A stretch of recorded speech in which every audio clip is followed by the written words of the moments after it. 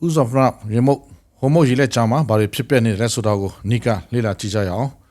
ပြစ်ခတ်မှုတွေပြန်လည်စတင်နေပြီဖြစ်ပါတယ်အီရန်ရဲ့အမြန်မောင်းလေ6စင်းကိုဖျက်ဆီးပစ်ခဲ့တယ်လို့ US Army ကပြောကြားလိုက်ပါတယ်အဲ့ဒီလေတွေကိုလိုက်လံနေနှင်းဖို့ဘာတွေကိုအသုံးပြုခဲ့တာလဲဟိုမိုဂျီလက်ချောကိုဖျက်ဆီးတော်လာနေတဲ့ကုန်တင်မောတွေကိုဆော့ရှော့ပို့ဆောင်ပေးမဲ့အမေရိကန်ရဲ့ Operation Project Freedom စစ်စင်ရေးဖနောက်စုံနေဖြစ်တဲ့တနင်္လာနေ့မှာပဲ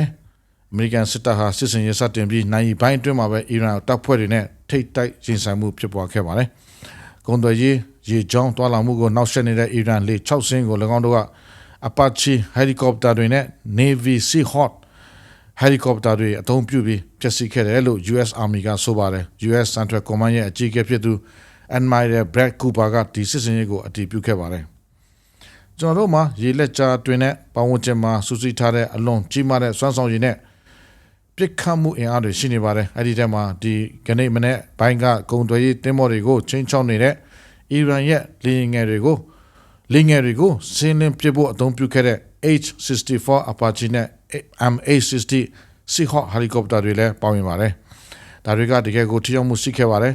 ။တီဟန်ဘက်ကတော့ဒီပြောဆိုချက်တွေကိုညှင်းဆိုထားပါတယ်။ Trump ရဲ့ Project Freedom စစ်စင်ရေးအတွက်အခုအခါမှာလေရင်အစင်းရ100ကျော်ကိုလှုပ်ရှားစေခဲ့ပြီးကုန်အခြေစိုက်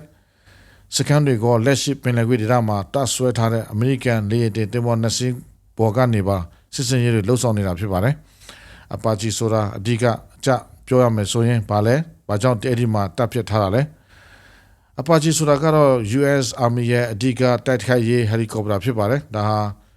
ဆယ်စုနှစ်၄ခုစာလောက်အမေရိကန်ရဲ့ဟာရင်တိုက်ခိုက်ရေးကဏ္ဍမှာအဓိကကြော်ရွဖြစ်ခဲ့ပြီးအခုလိုတိုက်ပွဲမျိုးတွေအတွက်အထူးထုတ်လုပ်ထားတာပါ။ဒီဟယ်လီကော်ပတာကိုလူနှစ်ဦးစီးနှင်ဖို့ပုံစံထုတ်ထားပြီးနောက်ခုံမှာပိုင်လန်နဲ့ရှစ်ခုံမှာပူရဲပိုင်လက်ဒါမှမဟုတ်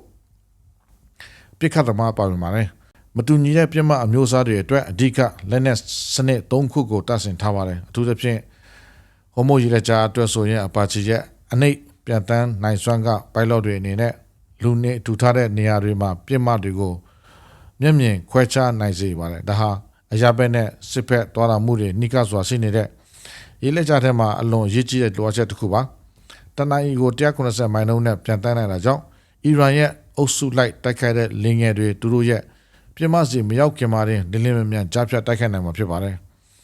ဒါပေမဲ့အပါချီကတစည်းတဲ့အလုပ်လုပ်နေတာမဟုတ်ပါဘူး Navy ရဲ့အဓိကရေကြောင်းသုံးဟယ်လီကော်ပတာဖြစ်တဲ့ M-860 Seahawk နဲ့တွဲဖက်ထားတာပါအပါချီကအမြန်တိုက်ခိုက်ရေးလေတွေနဲ့ drone တွေကိုကြားဖြတ်နေချိန်မှာSeahawk ကတော့ရေပြင်ထက်နဲ့ရေငုပ်တင်မောတိုက်ဖြစ်ရေးအပိုင်းကိုတာဝန်ယူပါတယ်။သူတို့နှစ်ခုပေါင်းစည်းလိုက်တဲ့အခါမှာတော့တံပြန်ဖို့ခက်ခဲတဲ့အနှိပ်ပြန်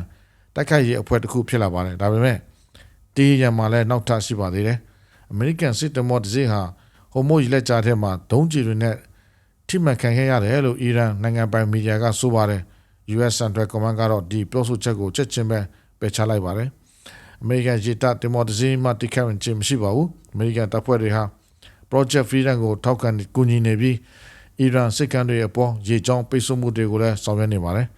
စွမ်းအင်တည်ယူပို့ဆောင်မှုအထူးသဖြင့်ရေနံနဲ့ဓာတ်ငွေ့တွေအတွက်ဆိုရင်ဟိုမိုဂျီလက်ချာဟာကမ္ဘာပေါ်မှာအရေးပါဆုံးရေပြင်တစ်ခုဖြစ်ပါတယ်ဒီတစ်ပတ်မှာတော့အဲ့ဒီနေရာဟာအပါချီဟယ်လီကော်ပတာတွေကအမြန်လေတွေကိုလိုက်လံနေတယ်လို့စီဟော့တွေကလည်းအပေါ်ကနေအကာအကွယ်ပေးနေပြီးအီရန်ကလည်း၎င်းတို့ရဲ့ကိုယ်ပိုင်မဟာဗျူဟာတွေနဲ့ပြန်လည်တိုက်ခတ်နေတဲ့တကယ့်တိုက်ပွဲစုံတစ်ခုဖြစ်လာခဲ့ပါပြီ။